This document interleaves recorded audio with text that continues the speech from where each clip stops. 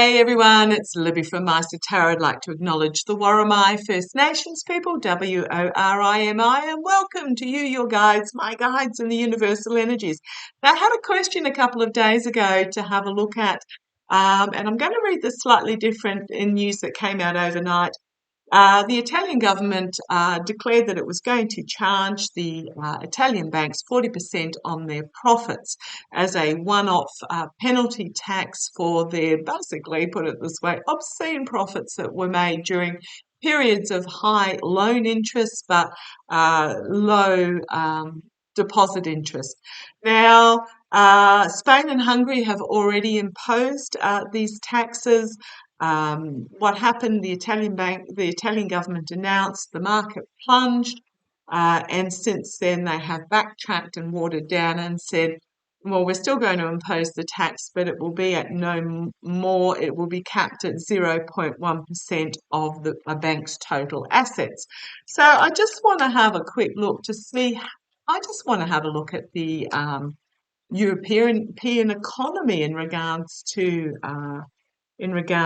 these announcements. Now, I'm a little bit torn in the fact that I am a shareholder in various banks within Australia. I don't have a mortgage, so I'm not paying these exorbitant mortgage rates. But I also think that these obscene profits that companies are making do need to be taxed. Okay, let's have a look. Yeah, this is a watering down of the message that was being put out there. But I'm just going to have a look. Yeah, the greed of those that are in control.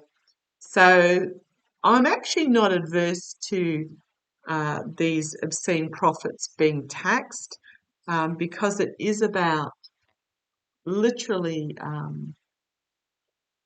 it is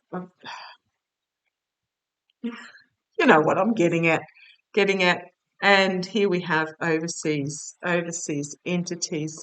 Um, it's a bit like our mining companies that sort of post mega profits yet pay barely a couple of cents in the dollar, if anything. Oh, because it's what happens is they send their money off overseas and counteract it in all sorts of interesting ways. I have seen that the governments, including the US and the Australian government, will down the track, now this is entertainment only, will have a new law that money made in the country has to pay tax in the country before they can contra it off something overseas. I do see that coming because what's happening is, for example, uh, Google and Rio Tinto and all these massive mega profit-making companies that make huge dollars off the Australian people do not pay any tax in Australia. But let's have a look. Let's have a look at the European economy. Show me the energies behind the European economy in regards to these announcements. In regards to these announcements, the European economy. Show me the European economy.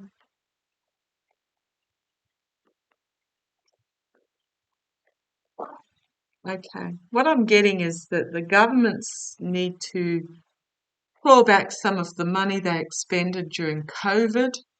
Uh, Huge amounts of money were expended by governments during COVID. So they're trying to claw some of that back, and also what they're spending as part of NATO in regards to Ukraine. Okay, so let's have a look. The economy of Europe going forward, a lot of anxiety with these truths coming down on uh, on on the European people. But I do notice that in the window there is an owl of wisdom here that is flying to the rescue.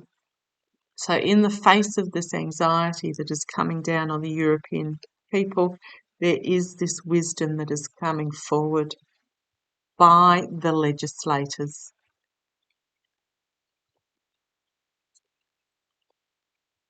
Foundation of this reading, a message being brought forward that needs to be heard, clear orientation in regards to this.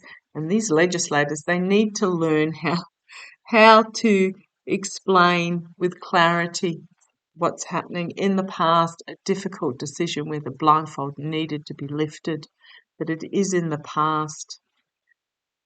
Okay, crowning this reading, the three swords of truth piercing the heart, so it is going to be painful. It's going to be painful, but here we have the feminine lawmakers and legislators coming forward, the inspirational feminine. It's also my Zelensky Ukraine, one of my Ukraine cards. Okay, thank you. What I'm getting here is that there is going to be an empathic, as an empathy, compassionate message coming forward, information coming forward.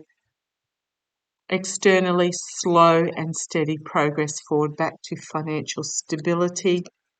Internally, you've got the Lover's card, that the sun is being shone. You've got the two pillars of wisdom, but you've got this dominating masculine control, losing power as the feminine comes forward. So there is, and yeah, hopes and fears, illumination, but also it's a powerful yes card in regards to what's coming forward, what is happening. A yes card in relation to what I'm trying to explain here, and I am not a financial advisor, but it is about the light at the light being shone on what needs to be done going forward. Here we have again another queen. She's bringing stability to the domestic scene. Okay, lies, deceit, betrayal, being stolen from. Let's see where this goes. And feminine strength. Right, I want to have a bit of a closer look at this, and then we have the ending of a cycle and a significant new chapter, new beginning coming forward. I want to have a look at this card a little bit closer, so I'll just put these back in the deck. This in the what is this lies card? This lies, deceit, betrayal. Is it that people are going to feel like they've been deceived? Is it actual stealing? I'm looking at the economy of Europe in the wake of these announcements of taxes on mega profits. What is this as part of the outcome? We had stability with the Queen of Pentacles. We had the feminine strength there. We've got the sun with the full illumination and the hopes and fears. We've got a lot of articulate oration, explanation coming through. The sun also illuminating, exposing. What is this Seven of Swords? What is this Seven of Swords?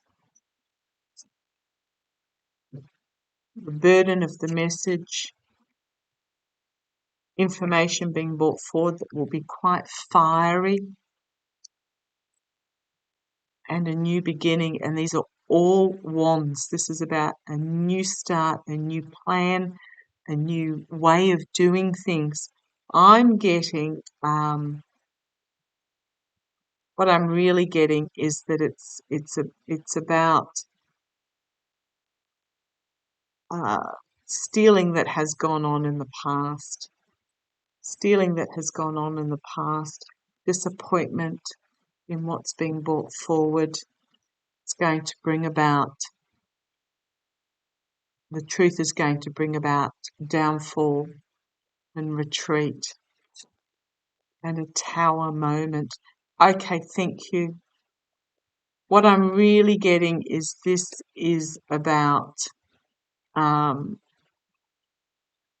financial deceit in the past being revealed, that is going to bring down breakdown of the way things have been done, perhaps even of the banking system or the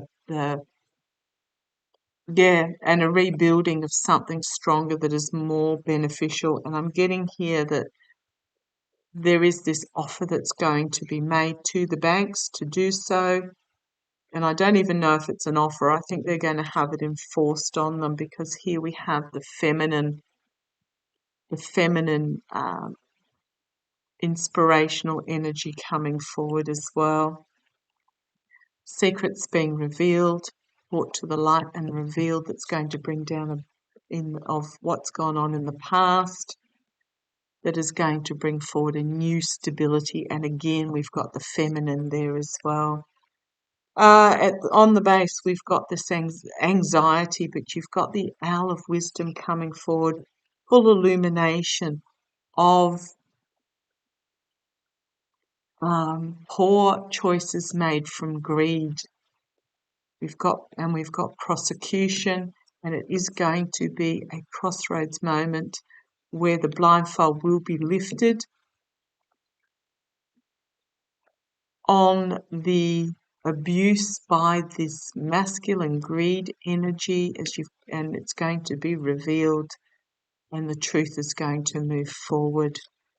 I'm really getting that there has been mismanagement in the past, um,